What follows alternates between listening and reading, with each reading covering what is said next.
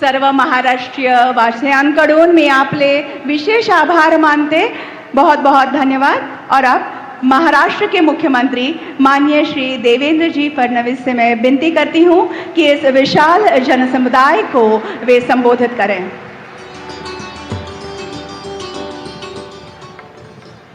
हिंदवी स्वराज्याचे सरसंस्थापक छत्रपती शिवरायांना मानाचा मुजरा करतो। भारतीय राज्यघटनेचे शिल्पकार भारतरत्न डॉक्टर बाबासाहेब आंबेडकर यांना मानवंदना अर्पित करतो। भूमिपुत्रांच्या हक्कांकरता ज्यांनी मोठा लढा उभारला ते लोकनेते दिबा पाटील यांच्याही स्मृतींना या ठिकाणी उजाळा देतो। आणि आज आपल्या या विमानतळाच्या उद्घाटनाकरता उपस्थित झालेले अखिल विश्वातील सर्वाधिक लोकप्रिय नेते आणि नवभारताचे निर्माते आदरणीय प्रधानमंत्री नरेंद्र मोदीजींचं या ठिकाणी मनपूर्वक स्वागत करतो।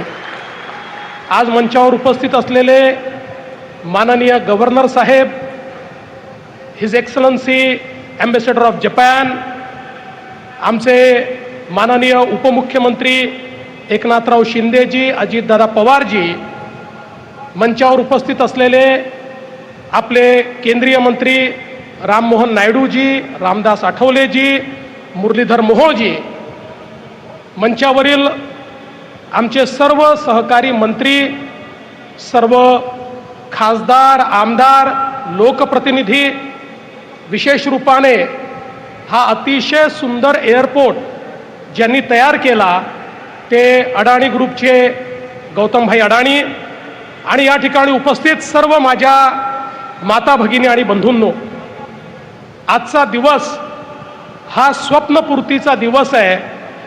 कारण गेले 10 वर्ष मोदीजींच्या नेतृत्वात ज्या गोष्टी आम्ही सांगतो त्या प्रत्यक्ष या ठिकाणी आज लोकार्पित होत आहेत, ही खऱ्या अर्थानं अतिशय आनंदाची गोष्ट आहे। आणि हा जो आपला एअरपोर्ट आहे, खरं म्हणजे मी सांगू इच्छितो की हा एअरपोर्ट कशा प्रकारे नवभारताचं प्रतीक आहे। या एअरपोर्टची संकल्पना 90च्या दशकातली होती। अनेक वर्ष आम्ही जेव्हा मुंबईहून पुण्याला जायचो तर एक बोर्ड फक्त लागलेला असायचा की या ठिकाणी नवी मुंबईचं आंतरराष्ट्रीय एअरपोर्ट होणार, पण काहीच पुढे जायचं नाही।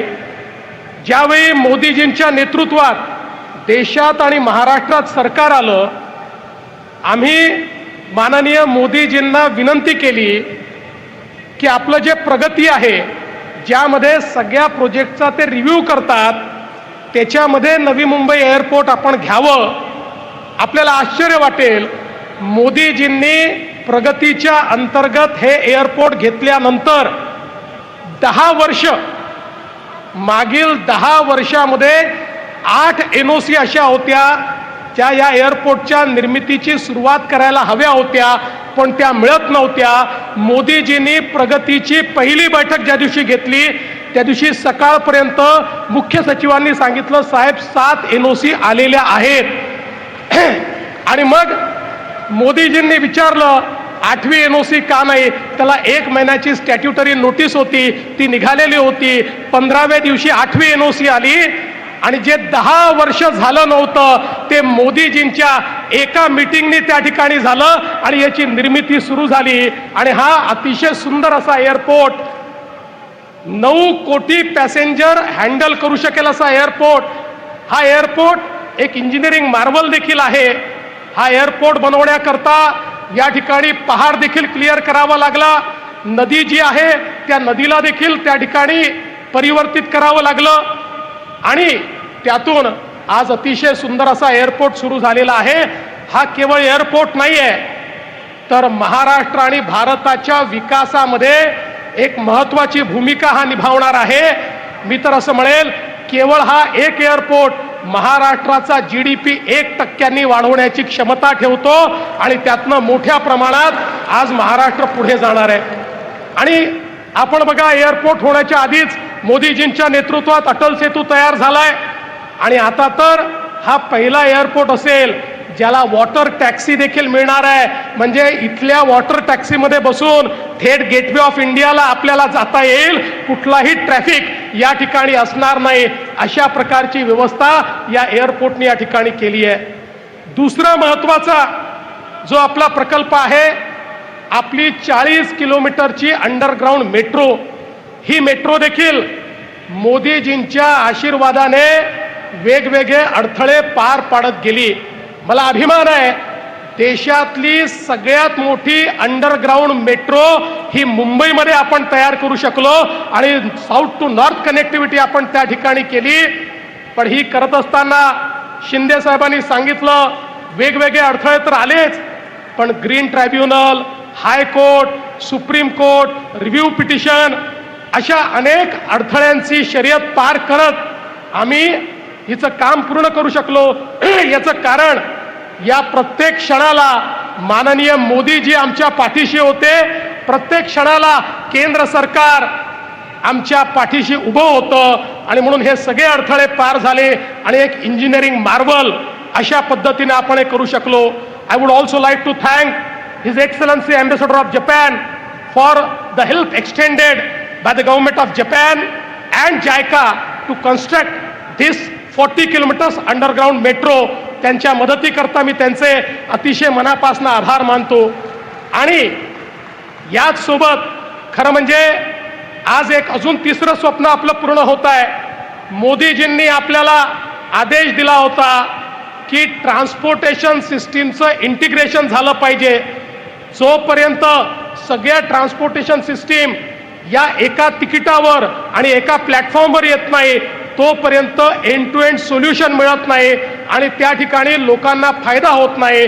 आज आपण मुंबई वन हे आपलं ॲप या ठिकाणी मोदीजींच्या हस्ते लॉन्च करतोय.